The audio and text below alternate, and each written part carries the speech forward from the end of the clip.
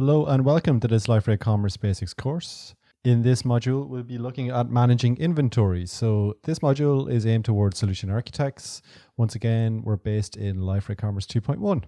There are two main takeaways from this module. The first is that Liferay Commerce is really scalable in terms of how it manages inventory.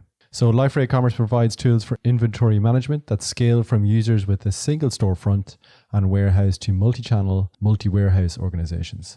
So we do small solutions and we do really big solutions. Inventory management in Liferay Commerce is decoupled from both orders and product information to accommodate the use of third-party systems which oversee these areas.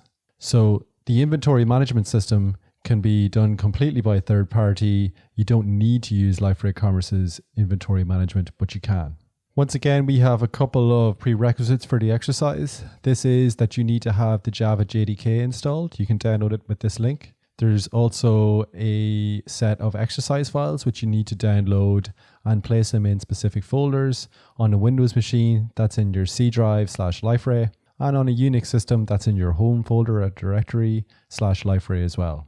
So you're going to need a running instance of Liferay DXP 7.2 installed with Liferay Commerce 2.1, and you're going to need a site created with the Minium accelerator. Now, in previous exercises, I've gone through how to set this up and how to install this. So check back to those exercises if you need some help. Once again, Minium Automotive is going to be our use case, and it has some specific needs that it needs to fulfill in terms of inventory. So it's going to need to manage stock in 4 warehouses across multiple countries, deliver availability estimates to their customers for out-of-stock items. It's also going to need to establish low stock actions for their products. Minium Automotive's long-term goals in terms of inventory are to improve efficiency of warehouse management and also to reduce the quantity of orders that are hindered by backorder. So let's take a look at how Liferay Commerce manages inventory. Inventory management isn't something that's unique to Liferay Commerce. It's quite common in a lot of commerce platforms. It's quite common just in the world of business, as you can imagine. So it's really important that companies are able to keep track of what has been sold, what's available in their warehouse, and they need to be able to communicate this to the user. So essentially, it's a set of tools that allow businesses to keep track of the availability of their products. Key features in this, so these are kind of key concepts within the Liferay Commerce inventory management system, are warehouses, where in the real world, this is where your stock is going to live. Availability estimates, so how much stock is available or when will it be next available, and what happens when you start running out of stock. So as we've said before, in Liferay Commerce, inventory management is really loosely coupled with both orders and product information. This allows third-party systems to easily integrate with Liferay. So in the event that you want to use an external inventory management system, that's a reasonably easy thing to do. So in this diagram, we can have a look at how inventory relates to orders, how it relates to warehouses, and how it relates to shipments as well. So in the start here, we can see that inventory is allocated to a specific warehouse. Then an order might be created by a buyer. Is the product in stock? If it is, then the order can be checked out. Is the product shippable? Yes. Then we can go ahead and create a shipment. We can create a shipment from a selected warehouse. This would all be in the back office of the company. Inventory removed from selected warehouse. So that means that you're decrementing the inventory that you have in stock for a specific warehouse. In the event that you decrease the stock in the warehouse, does this trigger an action? If it doesn't, then you can go ahead and ship the order. If it does, and it's not in a multi-warehouse situation, then you may need to create a back order. A back order will then restock the product into the warehouse, and then you can again proceed with the order again later on. So as you can see here, there are a lot of entities. There's a lot of systems in place. We're going to go through this in some detail in the exercise, just how this works in practice. Inside Liferay Commerce, we have the inventory management screen, and it gives the user a lot of different information about the SKUs that they're dealing with. So first off, it lists the SKU. It tells you what stock you have on hand, so the total inventory across all warehouses, the total available stock, so total inventory minus safety stock, what's on order, so replacement inventory that has been ordered but not shipped, and incoming stock, replacement inventory that's in transit to a warehouse. That's all manageable from this inventory admin UI. Product inventory is tracked through SKUs. Inventory can be set by product for each active warehouse under the inventory menu in the commerce section of the control panel. Products can share SKUs for situation in which a seller wishes to market a single SKU for multiple products.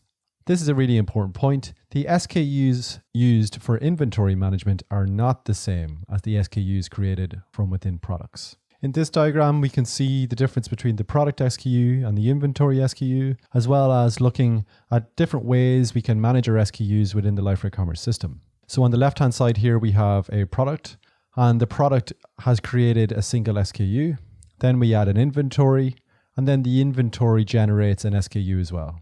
Similar situation in the multiple SKUs. So for each different product SKU created, as we add inventory, we get a new inventory SKU generated too.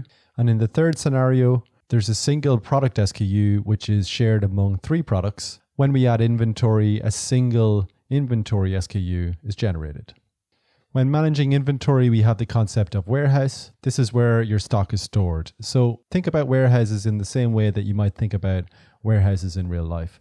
Warehouses are tied to a physical location where products are sourced for order fulfillment. Inventory quantities are managed per warehouse. Warehouses can be added from commerce settings in the control panel under the warehouses tab. You can add the name, description, and geolocation for saving the warehouses. Each warehouse must be associated with a channel. Store orders cannot be created if the channel in use has no warehouse associated with it. When thinking about Liferay Commerce inventory, we also need to familiarize ourselves with the concept of availability. So availability is whether or not there's enough stock of a certain product to be able to fulfill an order.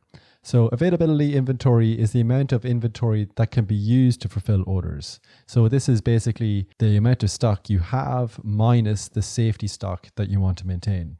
The availability quantity is viewable from the main screen in the inventory section. When availability stock at a warehouse falls below a certain threshold, once again, we are able to set a low stock action to replenish this stock.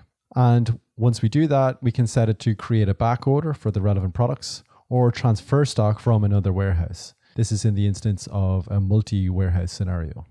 With Liferay Commerce, we can offer the customer or buyer availability estimates. So this says if the product is out of stock, we can give an indication of when it will be once again in stock. New availability estimates can be created from commerce settings in the control panel, availability estimates. A set of availability estimates is automatically created when using the accelerator to create the storefront. Here you can see them below. So out of the box with the minimum accelerator, we get 3 to 5 days, 5 to 7 days, and 7 to 14 days. So what we mean by accelerator is using the minimum site template. In this module, we've mentioned low stock actions quite a bit. So low stock actions are automated actions that are set up to take place when a product inventory falls below a specified level. Out of the box, Liferay Commerce has a single low stock action set as unpublished. So this hides the product from the storefront. Low stock actions can be configured from within product entries, located in the configuration tab. Custom low stock actions can be created via an extension. Knowledge check. New warehouses require a specific geolocation in order to be created. When dealing with products that are out of stock, availability estimates are primarily set to inform customers, whereas low stock actions are useful for both the seller and the buyer. While the SKUs for product entries and inventory may be identical in appearance, they act as related but ultimately separate entities within Liferay Commerce.